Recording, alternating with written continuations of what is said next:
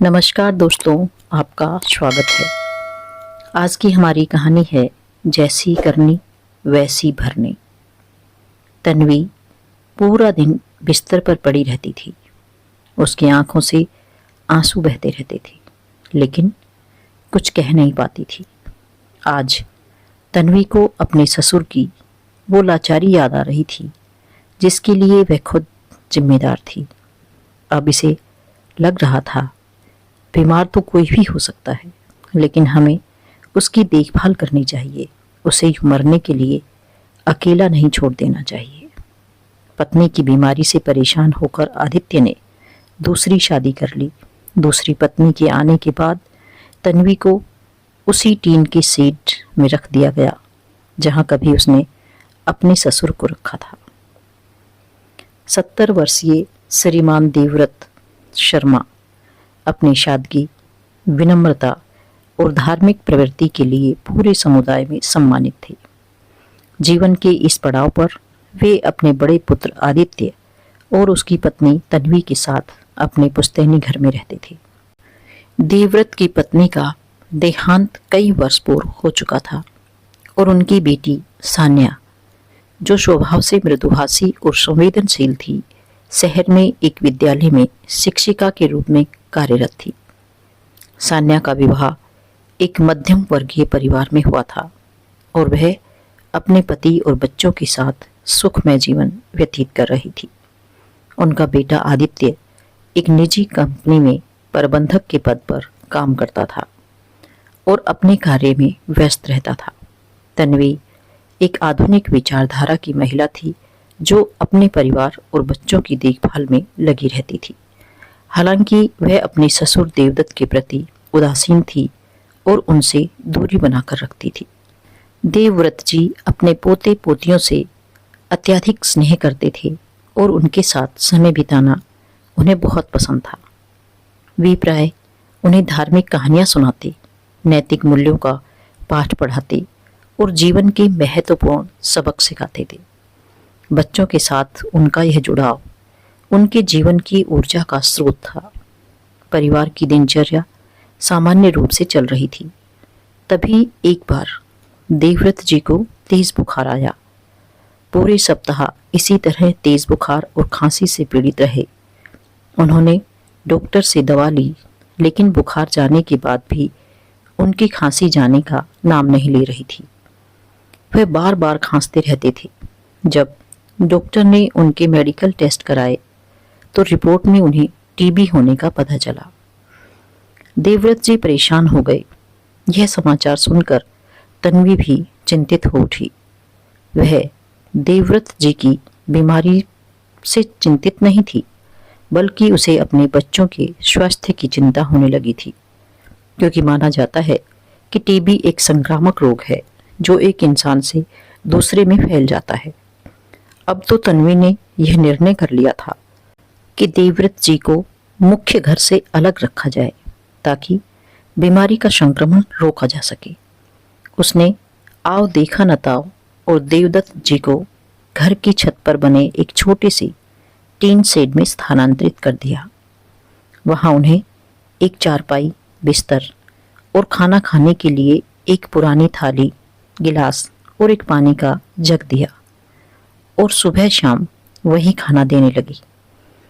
तन्वी दिन में 2 बार उन्हें खाना देकर अपने फर्ज से इतीसरी कर लेती थी, लेकिन उनकी देखभाल में कोई रुचि नहीं लेती थी।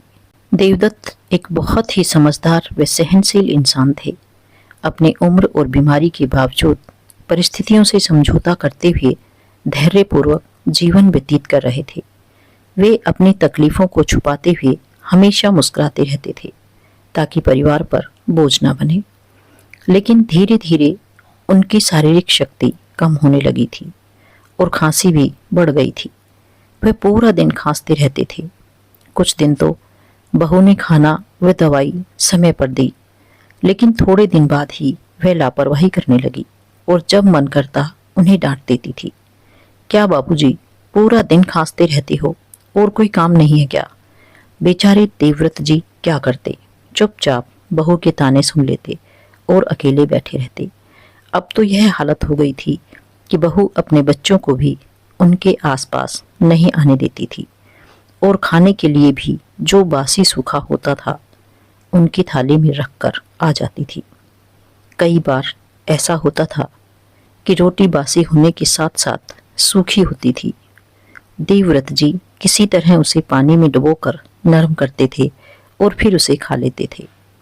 कई बार जब वे बहू से कुछ अच्छा खाने की बात करते तो बहू उल्टा उनको फटकार लगा देती थी। अपनी हालत तो देखो, जब देखो मुंह में पानी आया रहता है, कितने चटोरे हो आप। अरे, तुम्हें अपनी बीमारी का बिल्कुल ख्याल नहीं है। और ऐसा कहते हुए वह नीचे लौट आती और फिर जाकर अपने ससुर को देखती भी नहीं। वह बेचारे वहीं धूप छाया में इधर उधर बैठे रहते। पूरा दिन अकेले बैठे बैठे उनकी हालत खराब हो जाती थी। वे अकेलापन तो महसूस करते ही, साथ में उनका शरीर भी उनका साथ नहीं देता था। एक दिन देवदत्त जी के एक पड़ोसी दोस्त उन्हें देखने के लिए उनके घर आ गए। जब उन्होंने देवव्रत जी के बारे में पूछा तो तन्वी ने कहा कि वहीं होंगे ऊपर, आप जाकर देख लीजिए। वह बड़बड़ाती हुई बोली, एक तो बुड्ढे की सेवा करो, ऊपर से उनके दोस्तों को भी चाय पिलाते रहो, बस यही काम रह गया मेरे पास, जैसे और तो घर में कुछ काम ही नहीं है। देवव्रत जी के दोस्त ने तन्वी की बात सुन तो ली थी, लेकिन उनका बड़ा मन हो रहा था कि वह देवव्रत जी से एक बार मिलकर जरूर आए, इसलिए मन मारकर ऊपर चले ही गए। जैसे ही वह ऊपर देवव्रत जी के पास पहुंचे, उनकी हालत देखकर वह हैरान रह गए। देवव्रत जी एक टिन शेड के अंदर बैठे हुए थे, जहां छत पर झूलता हुआ एक पंखा धीरे धीरे चल रहा था। बहुत ज्यादा गर्मी होने के कारण देवव्रत जी के पूरे शरीर पर लाल लाल दाने निकल आए थे। साथ में बीमारी की वजह से वह खांसते रहते थे। उनकी यह हालत देखकर उनके दोस्त रामप्रसाद जी हैरान रह गए कि ये वही देवव्रत थे जो इतने शौकीन मिजाज हुआ करते थे। इतनी साफ सफाई और अनुशासन में रहने वाला एक इंसान ऐसे पशुओं की तरह कैसे रह सकता है। उन्होंने देखा कि उनके पास ही एक पुरानी टूटी हुई सी थाली रखी थी, जिसमें एक कटोरी में थोड़ी सी सब्जी और एक रोटी पड़ी थी, जो शायद उनके लिए दोपहर के खाने में आई होगी और उन्होंने नहीं खाई होगी। तो बचा हुआ खाना वहीं पड़ा था। साथ में एक छोटी सी स्टूल पर एक पानी का भरा हुआ जग रखा था। उसका पानी अब गर्मी से गर्म हो चुका था। इसके अलावा वहां पर कुछ भी नहीं था। रामप्रसाद जी अपने दोस्त की ऐसी हालत देखकर दंग रह गए। फिर उन्हें उनकी बहू की बात याद आई, जो उन्होंने आते वक्त सुनी थी। रामप्रसाद जी सोचने लगे, क्या यही सेवा है जो बहू अपने ससुर की सेवा करने की बात कर रही थी। वह जैसे ही आगे बढ़कर देवदत्त जी का नाम पुकारते हैं, देवव्रत जी उठने की कोशिश करते हैं। उनका शरीर अब इतना कमजोर और बूढ़ा लग रहा था कि वह ठीक से उठकर बैठ भी नहीं पा रहे थे। रामप्रसाद जी को देखकर उनकी आंखों में चमक आ गई। हिम्मत करके अपनी चारपाई पर बैठते हुए बोले, आओ रामप्रसाद, कैसे हो? बड़े दिन हो गए, तुमसे बात नहीं हो पाई। रामप्रसाद जी ने कहा, देवव्रत जी, ये क्या हालत बना रखी है आपने? अरे, थोड़ा बीमार ही तो हुए हैं, आपने तो ऐसी हालत बना ली जैसे इससे पहले कि रामप्रसाद जी आगे कुछ कहते, देवव्रत जी की आंखों से झरझर आंसू बहने लगे। थोड़ी देर तक ऐसे ही भावुक होने के बाद उन्होंने अपने दोस्त रामप्रसाद जी से कहा, रामप्रसाद, मैंने तो कभी कोई ऐसा काम नहीं किया जिसकी सजा मुझे इस तरह से मिल रही है। एक तो बीमारी और ऊपर से यह अकेलापन।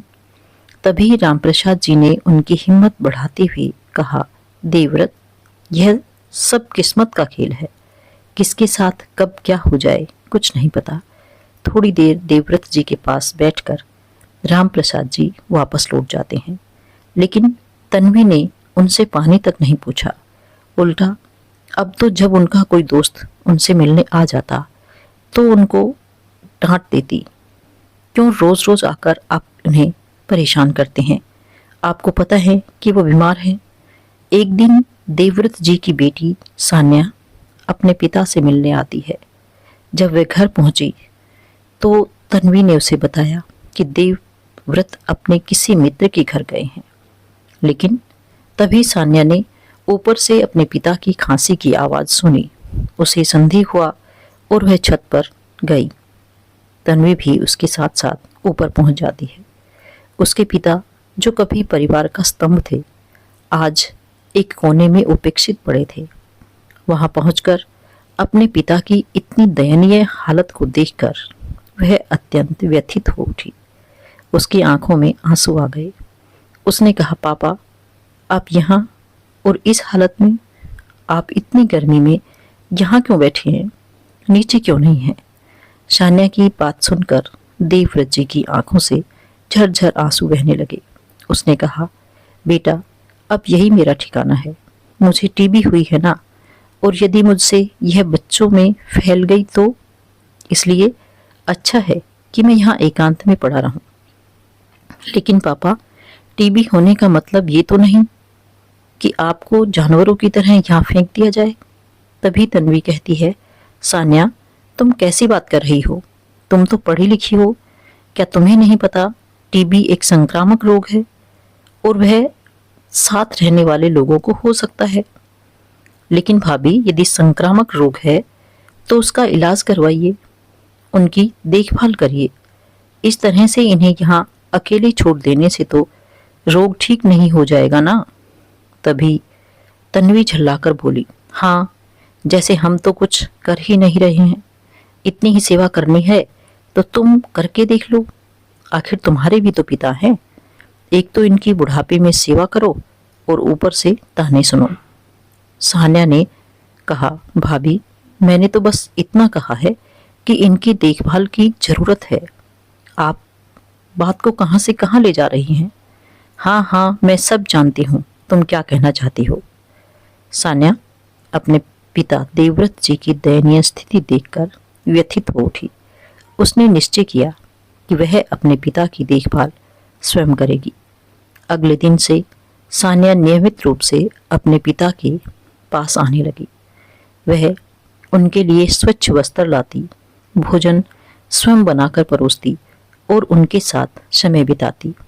सान्या की इस देखभाल से देवव्रत जी के चेहरे पर फिर से मुस्कान लौट आई। सान्या की इस नियमित उपस्थिति से तन्वी असहज महसूस करने लगी। एक दिन उसने आदित्य से कहा, देख रहे हो, सान्या का यहाँ रोज रोज आना बढ़ गया है। लोग क्या कहेंगे? आदित्य ने शांत स्वर में कहा, वह अपने पिता की देखभाल करने के लिए आ रही है, इसमें गलत क्या है? तन्वी ने नाराजगी से कहा, लेकिन इसमें घर के कामों में व्यवधान आ रहा है और फिर पड़ोसी भी बातें बनाने लगे हैं। आदित्य ने समझाने की कोशिश की, सान्या सिर्फ अपने पिता की मदद कर रही है, हमें उसका समर्थन करना चाहिए। तन्वी ने गुस्से में कहा, लेकिन यह मेरे लिए बदनामी का कारण बन रही है। लोगों को तो यही लगेगा ना, सेवा नहीं करती इसलिए बेटी को आना पड़ता है। उसे यहाँ इतनी बार नहीं आना चाहिए। आदित्य ने तन्वी को शांत करने की कोशिश की, लेकिन तन्वी थी कि मानने का नाम नहीं ले रही थी। उसकी नाराजगी बनी रही। तन्वी द्वारा लगातार किए जा रहे शारीरिक और मानसिक उत्पीड़न से सान्या की धैर्य की सीमा टूट गई थी। एक शाम जब वह अपने पिता देवव्रत शर्मा के लिए खाना लेकर छत पर पहुंची तो देखा कि तन्वी गुस्से में चिल्ला रही थी, आपकी वजह से घर में अशांति है, आप गलत नजर रखते हैं। यह सुनकर देवव्रत जी की आंखों में आंसू आ गए और उन्होंने सिर झुका लिया। सान्या से यह सब सहन नहीं हुआ। उसने तन्वी की ओर देखते हुए दृढ़ स्वर में कहा, भाभी, बस बहुत हो गया। मैंने अब तक आपकी हर बात सुनी और सहन की, लेकिन अब नहीं।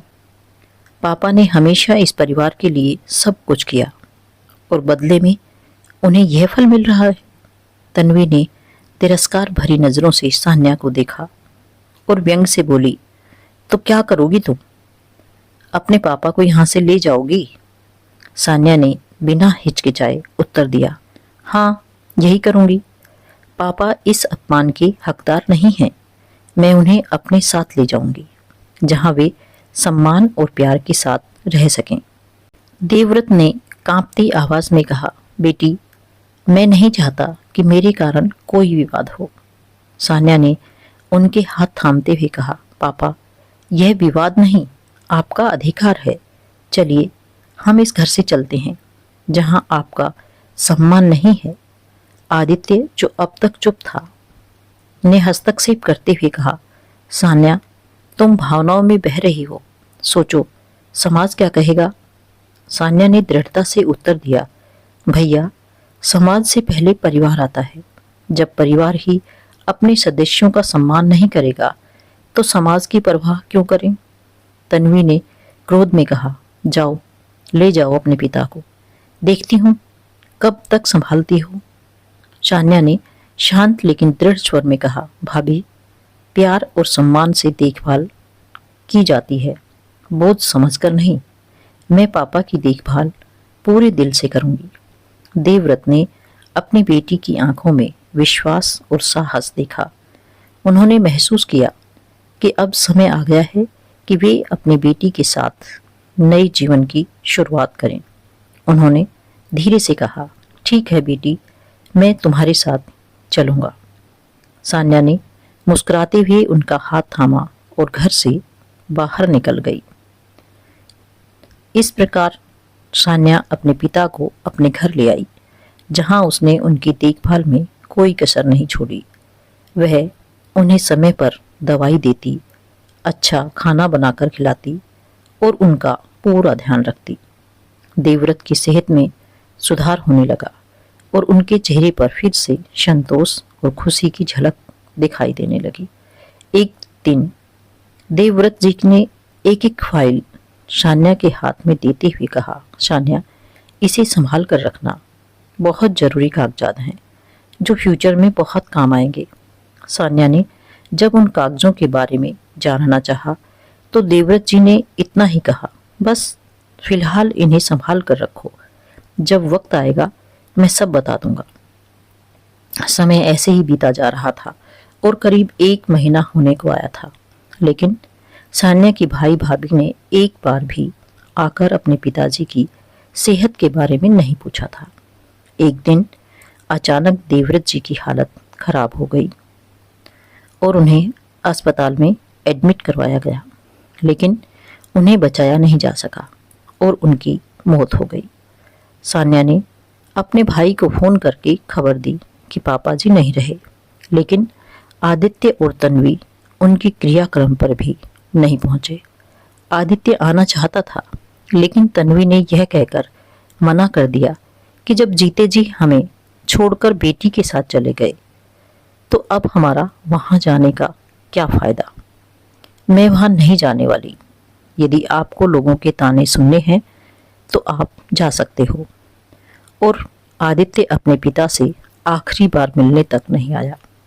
सान्या को बड़ा दुख हुआ, लेकिन उसने अपने पिता के क्रियाक्रम से लेकर चौथे तक सारे फर्ज अपने आप ही पूरे किए।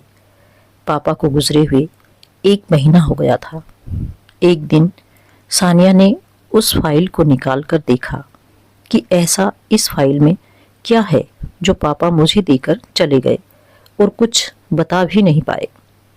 उसने जैसे ही उस फाइल को देखा तो वह एक वसीयत थी, जिसमें देवव्रत जी ने अपनी प्रॉपर्टी का आधा हिस्सा अपनी बेटी के नाम और आधा हिस्सा अपने बेटे के नाम की लिखा था। उस पर उनके वकील के सिग्नेचर के साथ साथ उनके 2 दोस्तों के गवाह के रूप में भी सिग्नेचर थे। साथ में देवव्रत जी ने एक लेटर भी लिखा था, जिसमें उन्होंने लिखा था, मैं अपने घर और जायदाद बराबर बराबर अपने दोनों बच्चों के बीच बांटना चाहता हूँ। घर और जमीन जो भी प्रॉपर्टी है मेरे दोनों बच्चों को आधी आधी मिलनी चाहिए, क्योंकि मैं देख रहा हूँ कि मेरी बेटी अपने ससुराल से आकर भी मेरी इतनी सेवा कर रही है जितनी मेरा बेटा घर में रहकर भी नहीं कर पा रहा है। वह तो एक पल मेरे साथ बैठने के लिए भी तैयार नहीं है। उल्टा उसकी पत्नी दिन रात मुझे ताने सुनाती रहती है। उसकी बातों से ऐसा लगता है जैसे मैं कोई इंसान नहीं बल्कि उनके घर का पालतू कुत्ता हूँ, जो अब कमजोर और लाचार हो गया है। उस फाइल को देखकर सान्या फूट फूट कर रोने लगी और याद करती है कैसे इतना बड़ा घर होते हुए भी उसका भाई भाभी ने पिताजी को ऊपर टिन शेड में गर्मी सर्दी में तड़पने के लिए छोड़ दिया था। उधर तन्वी, जो अपने ससुर देवव्रत जी के प्रति कठोर और अमानवीय व्यवहार करती थी, अपने कर्मों के फल से बच नहीं सकी। देवव्रत जी की छत पर बने टीन के शेड में रखने, उन्हें मानसिक और शारीरिक कष्ट देने के बाद नियति ने तन्वी को उसी स्थिति में ला खड़ा किया। एक दिन अचानक तन्वी को ब्रेन हेमरेज हुआ, जिससे उसके शरीर का एक हिस्सा लकवाग्रस्त हो गया। अब वह न चल सकती थी न अपने काम स्वयं कर सकती थी। आदित्य, जो पहले अपने पिता की देखभाल में असफल रहा था, अब अपनी पत्नी की इस हालत से परेशान हो गया। बच्चे, जो अब तक बड़े हो चुके थे, उन्हें अपने कॉलेज और मस्ती से ही फुर्सत नहीं थी। अब वे अपनी माँ को आकर देखते तक नहीं थे। तन्वी पूरा दिन बिस्तर पर पड़ी पड़ी उन्हें देखती रहती थी। उसकी आंखों से आंसू बहते रहते थे, लेकिन कुछ कह नहीं पाती थी। अब उसे अपने ससुर की वो लाचारी याद आ रही थी, जिसके लिए वह खुद जिम्मेदार थी। अब इसे लग रहा था बीमार तो कोई भी हो सकता है, लेकिन हमें उसकी देखभाल करनी चाहिए। उसे यूं मरने के लिए अकेला नहीं छोड़ना चाहिए। पत्नी की बीमारी से परेशान होकर आदित्य ने एक निर्णय लिया और उसने दूसरी शादी कर ली। अब तो तन्वी के कलेजे पर सांप लौटने लगा था। वह पूरा दिन बिस्तर पर पड़े पड़े आंसू बहाती रहती थी। आदित्य की दूसरी पत्नी के आने के बाद तन्वी को उसी टीन की शेड में रखा गया था जहां कभी उसने अपने ससुर को रखा था। इसी दौरान सान्या अपनी भाभी से मिलने के लिए जब घर आई तो यह देखकर हैरान रह गई कि उसका भाई आदित्य अपनी दूसरी बीवी के साथ बहुत खुश नजर आ रहा है और उधर भाभी अकेली ऊपर टिन शेड में इस हालत में पड़ी हुई थी जैसे उसके पिता ने अपना आखिरी वक्त वहां पर बिताया था।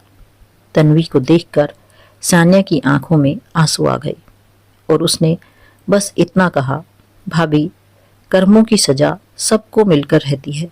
किसी को इसी जन्म में मिल जाती है और किसी को जन्मों लग जाते हैं।